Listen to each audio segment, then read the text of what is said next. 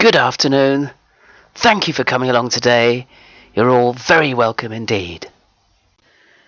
I doubt if many of us have come as far as Dr. Newton Gibbono, who's travelled all the way from Africa to be with us today. So, Doctor, an extra special welcome to you. Now today, I want to put before you a proposal and demonstrate that it would resolve many urgent problems, deliver massive potential benefits, and is highly plausible, and therefore really ought to be explored. I always open my presentations with a little puzzle, just to make sure everyone's awake. So, who can tell me what all these have in common? Yes, they all state the obvious, and to a large extent, that's all I'll be doing today, stating the obvious. So I hope you won't mind if I present you with some very simple logic based on self-evident truths. Now I do want today to be upbeat. There's so much bad news around, isn't there? I remember seeing the reports that came out of Davos early in 2011. They said that the world economy at that time was in no fit state to take any more shocks. But since then, there have been so many crises and catastrophes that I've lost count. No wonder the world economy is on its knees. So I've been on the 4N circuit, trying to give business owners some hope and optimism that there is a path, not just to sustainable growth, but to beneficial growth. And I think this is important, because either pessimism or optimism are largely self-fulfilling. There's always been a strong correlation between confidence and the market indices. In fact, our whole economy is built on confidence. Most of my money in the bank, and yours, it's not hard cash, is it? It's the perceived value of the company's shares in which it's invested. So if a company goes down, most of that money simply disappears. And similarly, when there's a general crisis in confidence, billions are wiped off the stock market and we're left with this spiralling, unsustainable debt. But conversely, if confidence can be boosted, then we can put billions back onto the stock market. But our economy is not only built on confidence, it's also built on something else: natural resources. In very simple terms again, our economy consists of 3 tiers. So at the bottom, we have the primary industries which gather natural resources. Built on that is the manufacturing sector, which turns those natural resources into products. And supported by both of those are sales and all the service industries. Now, if supplies of natural resources start to falter for any reason, then the whole lot is in danger of collapsing. Now, over the years, we've become used to repeated boom and bust cycles. So we tend to assume that every downturn will automatically be followed by a healthy recovery, but that may not be the case forever. The truth is that our projections of relentless economic growth assume that we can have eternally accelerating overconsumption of a resource base that's not just finite but diminishing. And sooner or later we will come to a crunch point if we're not there already. If supplies of commodities start to become scarce, what symptoms would you expect to see? Prices start to rise. So as you go about your daily life, which commodities in particular do you see rising in price? Food and fuel. Now when we consume food and fuel, what materials do they become? Carbon emissions and waste. So do you agree that if only we could convert carbon emissions and waste back into food and fuel, then we would have a cyclic, sustainable economy? So, what process is it that turns carbon emissions and waste into food and fuel. Photosynthesis. It's what plants do, trees and crops. They convert CO2, sunlight, water, and a bit of muck into food and energy crops. Now, we all learnt that at school, but that link has not generally been made. So here's the real root cause. There is not enough arable land left in this world to do photosynthesis on a scale sufficient to turn all our carbon emissions and waste, which are now building up, into food and fuel, which are in ever shorter supply. In this NASA photograph, the brown and white areas are all effectively arid.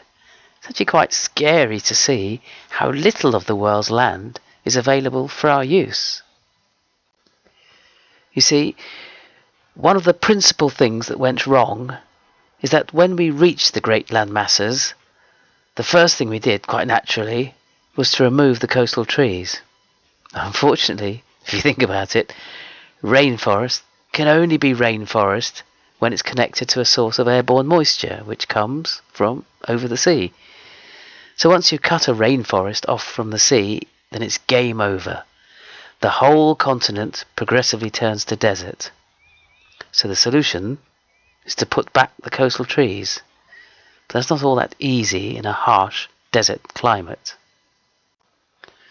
But engineer Andrew K Fletcher, sitting over there, points out that oil supertankers happen to travel from the desert regions, and we send them back loaded with seawater as ballast to stabilise them.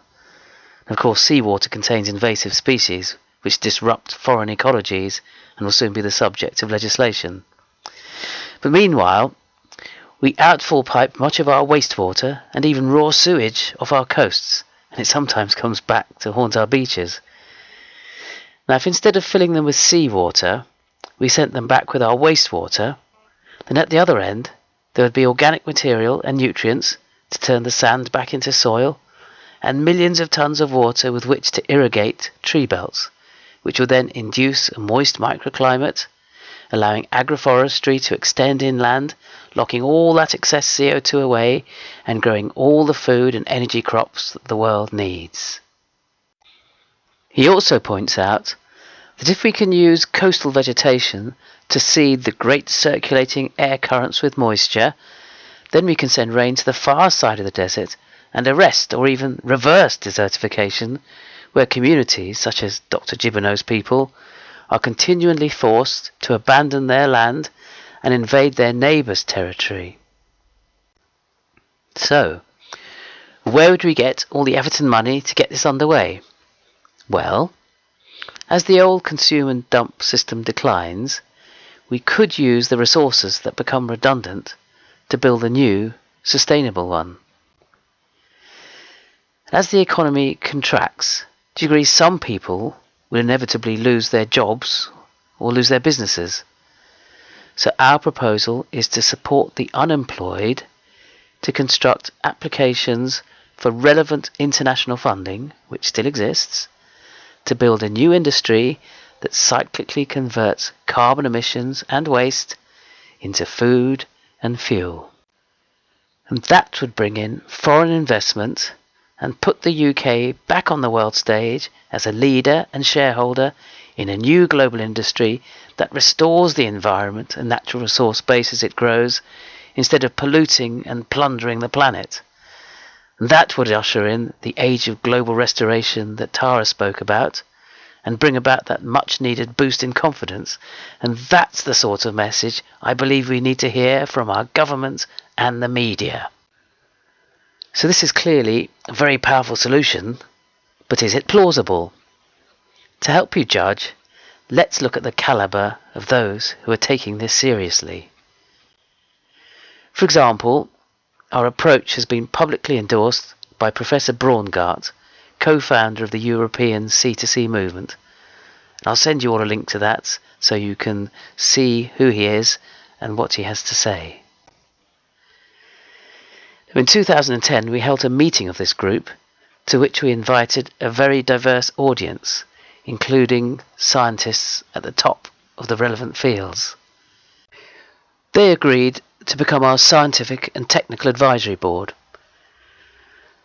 Liverpool John Moores University, represented today by Dr. David Wilkinson, led our first bid for European funding. We had UK and Spanish partners who pledged between them to cover costs of €500,000 to be matched by the EU. Our Spanish partners were based along the Andalusian coast, where the Sahara is starting to cross over from Africa. Now, the bid includes communicating the concept to European policy makers and private sector, and motivating communities to go out into the forests, collecting acorns, nuts and other tree seeds, and nurturing them in plastic bags of soil in their gardens, ready to be transplanted as permitted by the authorities under the direction of scientists. And in Spain, they will be used to improve the biodiversity of a coastal forest.